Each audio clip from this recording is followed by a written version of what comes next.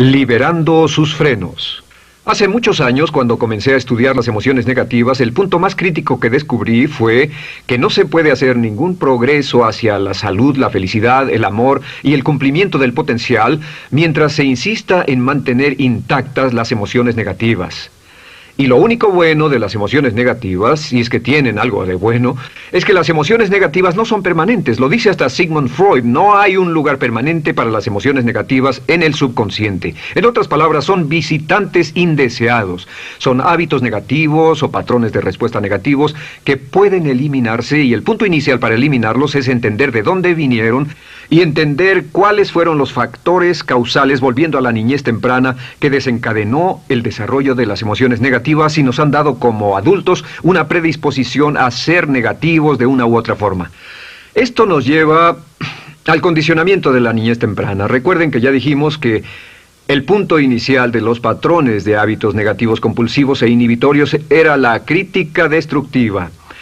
La crítica destructiva es el gran destructor. La crítica destructiva destruye a las personas en su interior y las deja caminando en círculos por fuera. Muchas personalidades han sido minadas y destruidas, mucha autoestima ha sido puesta de lado como resultado de la crítica destructiva más que cualquier otra cosa que podamos imaginar. La crítica destructiva es el gran asesino. Ahora, ¿por qué es eso tan malo? Sabemos que los niños en sus primeros años y al ir creciendo tienen una necesidad tremenda de amor y aprobación de sus padres.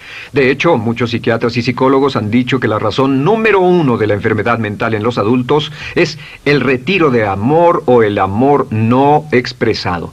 Sabemos que cualquier persona con prestigio, una persona que es importante para un niño, tiene un impacto enorme en ese niño, y los niños hasta la edad de 6 años tienen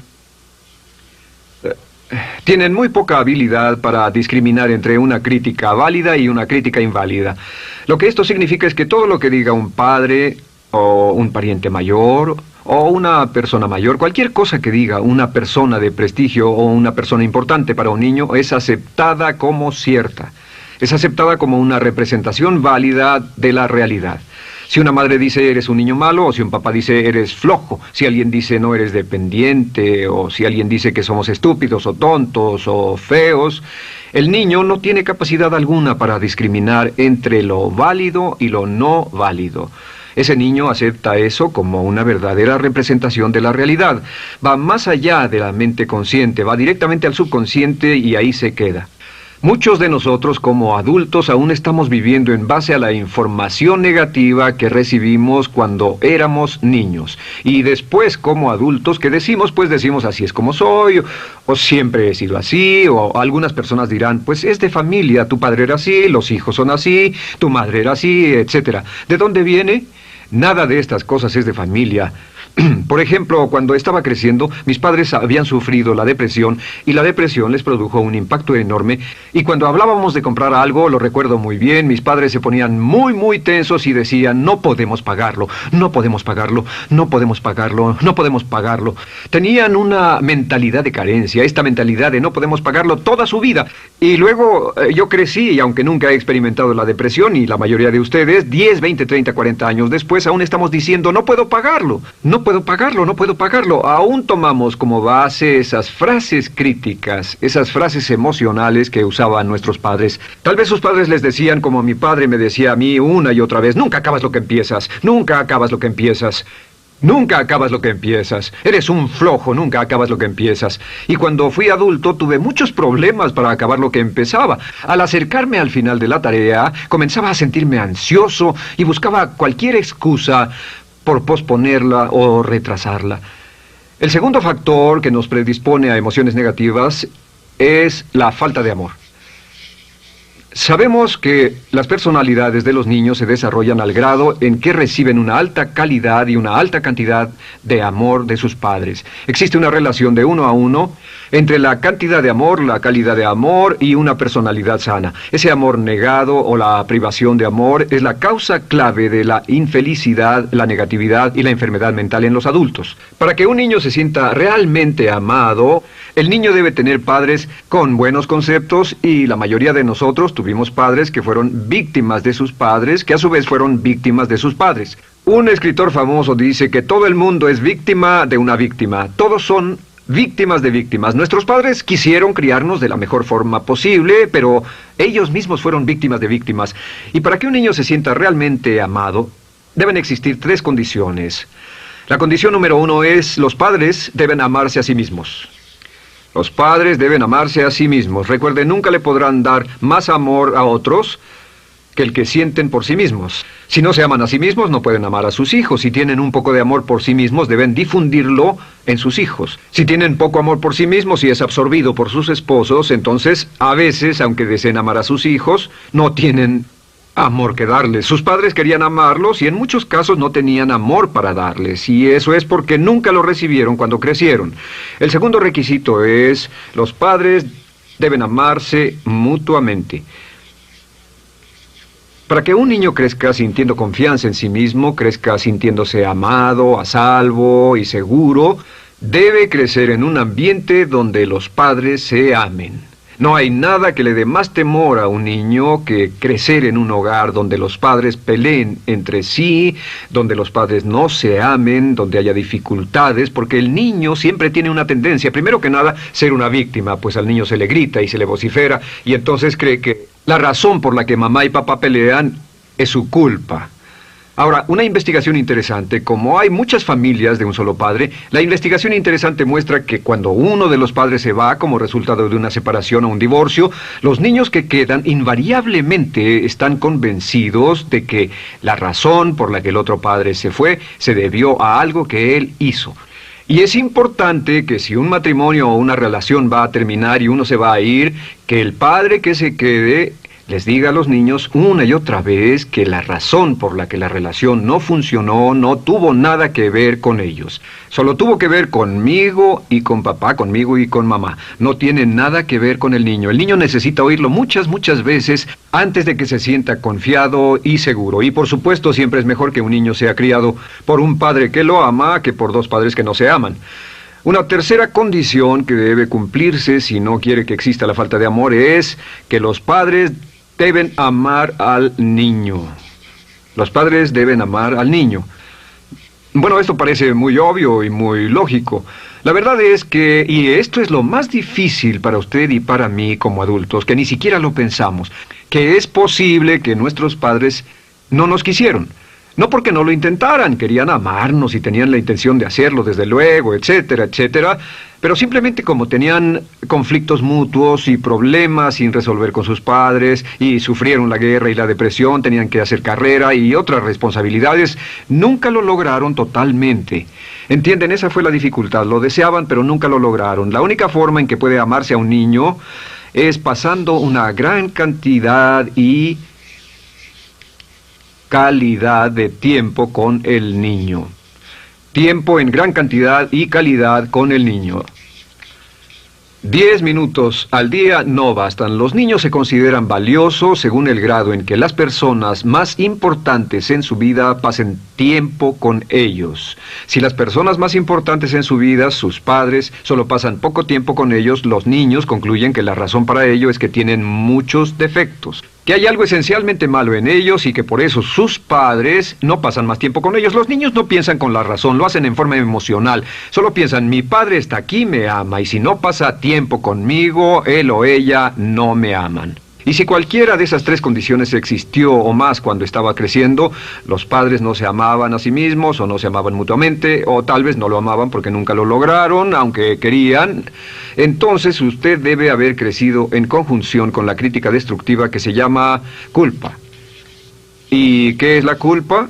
Pues simplemente la culpa es un sentimiento de no valer mucho. ¿De dónde sacamos este sentimiento? Lo obtenemos cuando continuamente gente importante nos critica en nuestra vida y simultáneamente no nos dan el amor que necesitamos. Sentimos que no valemos mucho o que no valemos nada. Y un sentimiento de culpa nos lleva a un sentimiento de falta de mérito, falta de valor y culpa.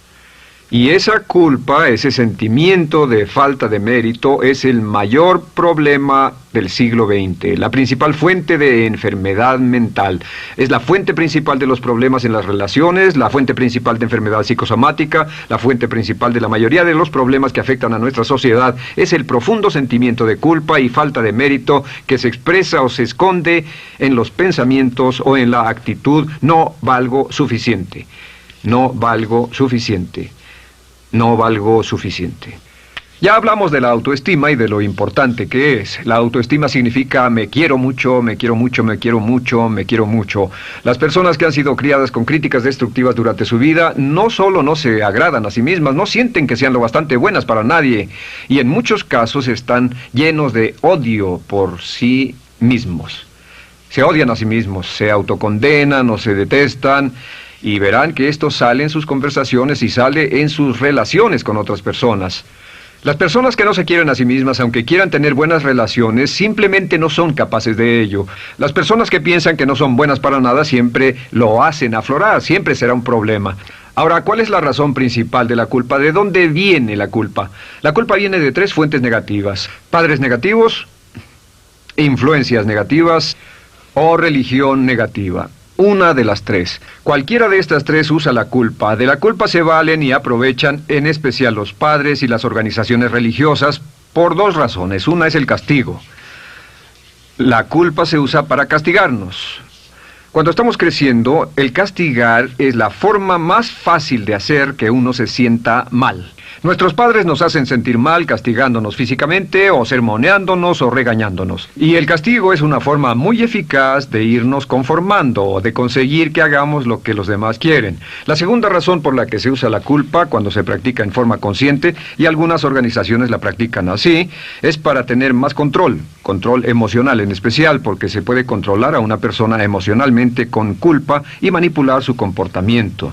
Hay muchas organizaciones que usan la culpa como una herramienta de control y manipulación. Si puede controlar a las personas con suficiente fuerza y en forma emocional, puede conseguir su dinero, puede conseguir su tiempo, puede conseguir su compromiso, demandar sus recursos, etc. Muchas organizaciones usan la culpa para aplicar un castigo. Muchas organizaciones de caridad que se anuncian por televisión, en especial las de causas benéficas que involucran a niños o a personas incapacitadas, usan un sentimiento de culpa. A usted le va tan bien que debe sentirse culpable por estas personas que sufren.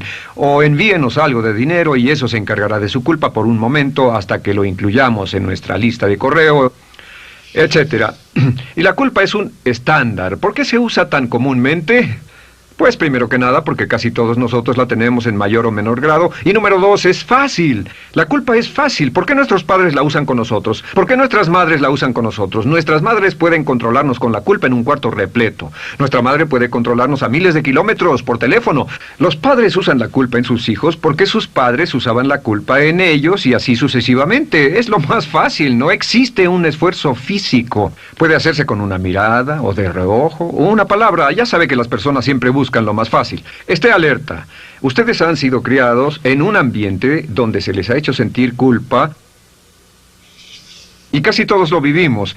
Debemos entender que la culpa es como una letrina o bacterias emocionales negativas que se colocan en la raíz de su psique o su subconsciente y activan todas las demás emociones negativas: furia, odio, envidia, resentimiento, frustración y duda, temor, etcétera. Las crea y las activa a todas, y la forma para en realidad deshacerse del centro es exorcizarlo, extirparlo. Y es lo que vamos a hacer el resto de esta sesión. Primero, ¿cómo podemos saber si nos criaron con sentimientos de culpa? Bien, a esto le llamamos la manifestación adulta de la culpa. Manifestación adulta de la culpa. Puede saber, probándose a sí mismo, cuánto de esto tiene. Número 1, la manifestación adulta de la culpa es que tiene sentimientos de inferioridad, sentimientos de inadaptabilidad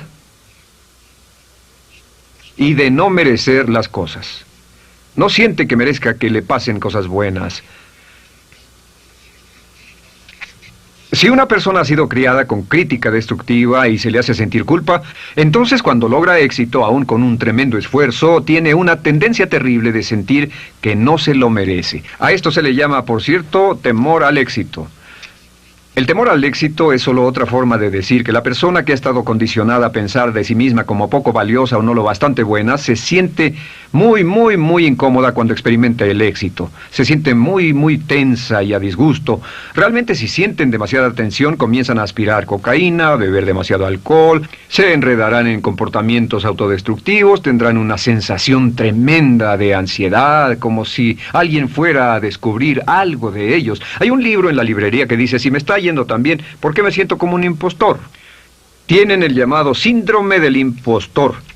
¿Alguna vez ha tenido éxito en algo y la gente ha ido a usted a decirle, vaya, hiciste un excelente trabajo, o eso es maravilloso, aunque haya sido muy duro para usted, y sintió que los demás iban a descubrir, siente como que, es decir, que iban a descubrir que realmente no es bueno, que solo fue un fraude, solo un accidente, y por supuesto es lo que dice, fue coincidencia, fue un accidente, la verdad, no sé ni cómo lo hice. Hacen todo lo posible por huir de ese sentimiento de inferioridad y de no merecer las cosas. Estén muy alertas. La segunda manifestación adulta de la culpa es la autocrítica destructiva. Hay una línea de un gran poeta que dice, aquellos a quienes se les hace mal, hacen mal a su vez. Los niños a muy temprana edad, a veces a la edad de 2 o 3 años, comienzan a menospreciarse, se desgarran, hasta se golpean y se castigan físicamente si se les critica demasiado. Siempre dicen el equivalente de no valgo suficiente o no soy muy bueno, y se castigan a sí mismos. Y la crítica destructiva es un síntoma real de un sentimiento escondido de culpa e insuficiencia. El número 3 es que, fácilmente manipuladas por la culpa, las personas pueden jalar sus cordones de culpa en forma muy simple. Realmente vemos que existen 2 tipos de personas en el mundo, los lanzadores de culpa y los receptores de culpa. Invariablemente, estas personas se atraen mutuamente. Y por supuesto el lanzador de culpa es la persona que se identifica con el padre que lanzó la culpa y el receptor es la persona que se identifica con el que atrapó la culpa. Pero los lanzadores y los receptores de culpa se unen, se equilibran perfectamente, se establecen y forman una nueva generación de lanzadores y receptores de culpa. Podemos decir que usted es fácilmente manipulado por la culpa, porque ha estado muy bien condicionado. Su jefe puede tirar de su cordón de culpa, una persona en un autobús puede tirar de su cordón de culpa, una sobrecargo puede tirar de su cordón de culpa. Esté muy alerta a esto.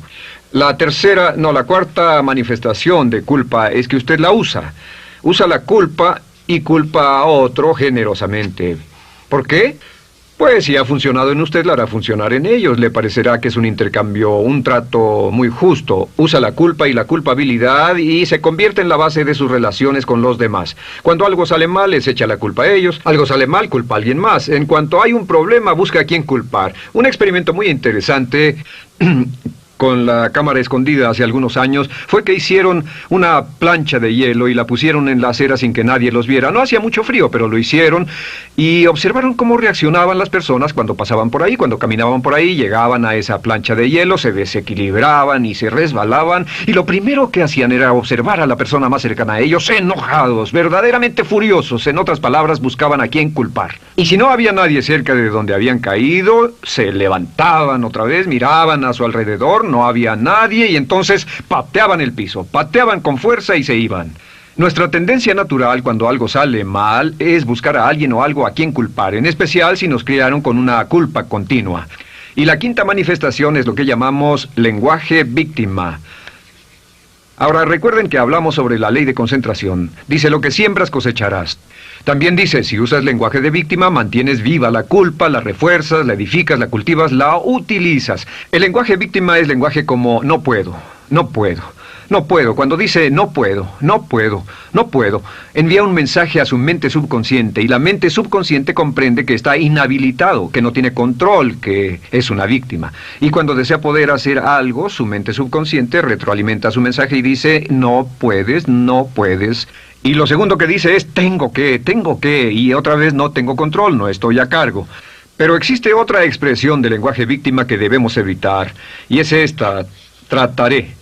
Trataré, sea lo que sea, trataré. ¿Qué significan las palabras trataré?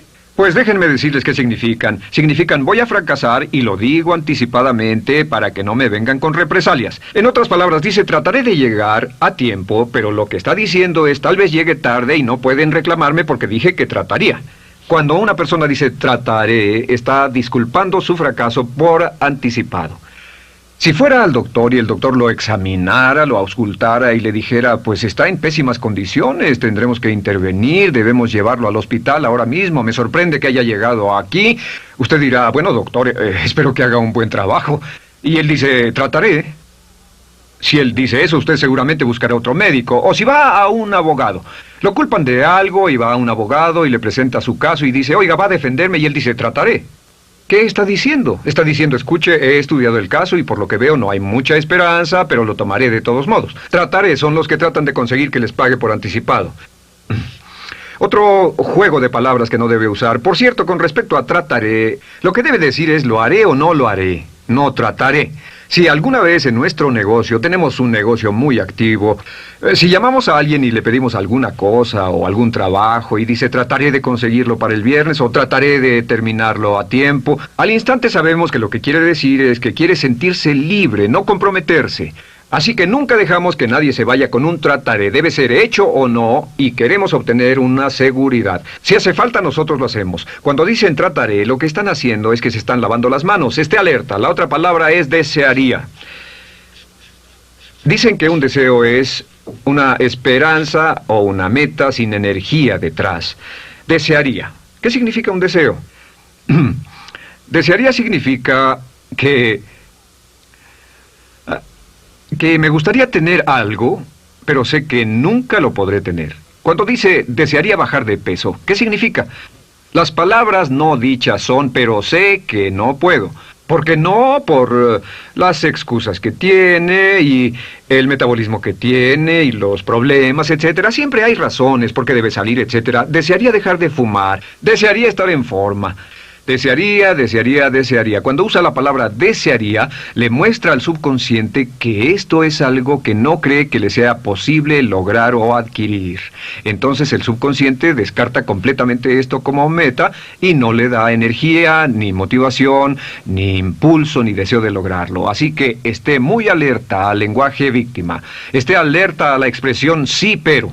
O lo haría, sí, pero. Alguien le dice, haga esto, y usted dice, sí, pero. La palabra pero, por cierto, es el gran borrador. Si una persona le dice, podría incrementar sus ingresos o incrementar su rendimiento, ser una persona mejor o más feliz o bajar de peso o lo que sea, no importa. Y usted dice, sí, pero. Lo que está diciendo es que está borrando toda la aseveración que ha dicho antes. Manda un mensaje a su subconsciente que dice, no hay posibilidad. Y no hace esfuerzo, no otorga energía, no ejerce capacidad alguna hacia el logro de esa meta.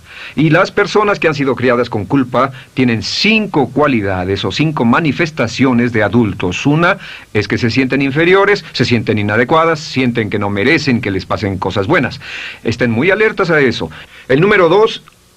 se autocompadecen continuamente, usan la autocrítica destructiva. El número 3, usan la culpa y la culpabilidad en ellos y en otros. El número 4, son manipuladas por la culpa. Y número 5, usan lenguaje víctima. Así que, ¿cómo nos deshacemos de la culpa?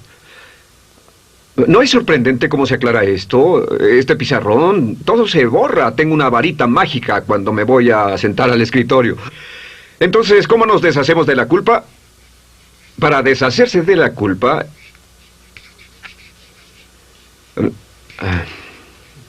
este es el proceso.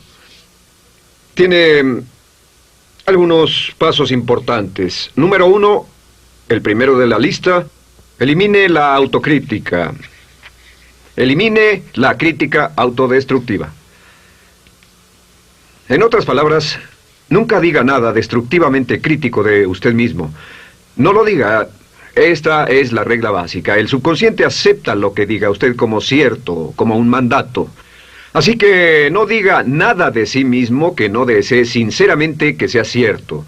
No diga estoy cansado, estoy gordo. No diga no puedo o debo. No diga nada a menos que quiera que sea cierto. Las palabras que van después de la palabra yo son las palabras que su subconsciente registra como mandatos, excepto cuando dice yo desearía o lo intentaré. Así que elimine la crítica destructiva. Siempre hable en términos positivos sobre usted. Me gusta mi persona, puedo hacerlo, lo haré, escogí hacerlo, pero nunca diga no, no puedo. Número 2 es no dejarse manejar por la culpa. Rehúse ser manejado por la culpa. Porque cada vez que le permita a alguien que lo manipule por la culpa, ¿sabe qué pasa? Refuerza y hace más poderoso el efecto de la influencia de la culpa en su vida. Cuando yo crecí, debo decir que yo crecí en una familia que estaba muy influenciada por la religión negativa. Realmente mi madre, Dios la bendiga, tenía un cinturón negro en el pecado e hizo un trabajo verdaderamente soberbio en ello. Y yo tardé en sobreponerme. Cuando me casé con Bárbara, ella también venía del mismo tipo de familia y recapacitamos. Hay una hermosa respuesta cuando uno de los dos caía de nuevo en los viejos patrones. Decía, no tratas de hacerme sentir culpable, ¿o sí? No tratas de hacerme sentir culpable, ¿o sí? Solo diga, no tratas de hacerme sentir culpable, ¿o sí? Y no deje que las personas lo manipulen usando la culpa. El número 3, no use la culpa o la culpabilidad y anuncie que no va a usarla. No la use en otras personas y permita que sus hijos o su cónyuge digan lo mismo. No tratas de hacerme sentir culpable, ¿o sí? Repítalo una y otra vez. Y si la otra persona le dice, eso es lo que trato, contéstele, no va a funcionar. Y no funcionará. Es que la culpa solo funciona mientras usted no sepa que está siendo usada en usted. El número 4 es lo que llamamos la ley del perdón. Es la más importante de todas. Realmente es el centro, es el meollo de toda esta sesión. La ley del perdón simplemente dice que usted está sano mentalmente hasta el grado en que pueda perdonar libremente y olvidar las ofensas. Que su habilidad para perdonar a los demás es la clave que determina su felicidad y su éxito en la vida. Su habilidad para perdonar a los demás es la única forma de eliminar la culpa. Su disponibilidad para perdonar a los demás y olvidar ofensas es el determinante más importante de si usted está o no totalmente integrado y es un adulto que funciona como ser humano. Porque la tendencia de culpar y de guardar rencores es una tendencia patológica infantil que la poseen todas las personas que están enfermas mentalmente. La habilidad para olvidar, para perdonar libremente, es la marca del ser humano realmente iluminado. Ahora, acepte eso como real. Hay 4 personas a las que debe perdonar. Número 1, perdone a sus padres. Perdone a sus padres por todo lo que le hayan hecho para herirlo. La mayoría de nuestras investigaciones muestran que casi todos nuestros problemas como adultos se remontan a no estar dispuestos o no poder perdonar a nuestros padres por algo que hicieron que nos hirió. Perdónelos un 100%, escríbales, llámeles por teléfono, dígales, o cuando menos perdónelos en su corazón, pero perdone a sus padres. Número 2, perdone a los otros. Perdone a todos los demás. Perdone a todos los que lo hayan herido de algún modo, por cualquier cosa, y déjelo así. Ahora, hay muchos que dicen no puedo perdonar a esa persona por lo terrible que me hizo. Pero recuerde esto, el perdón es perfectamente egoísta. El perdón no tiene nada que ver con la otra persona, solo tiene que ver con su paz mental y con su propia integridad mental. Número 3, perdónese a sí mismo.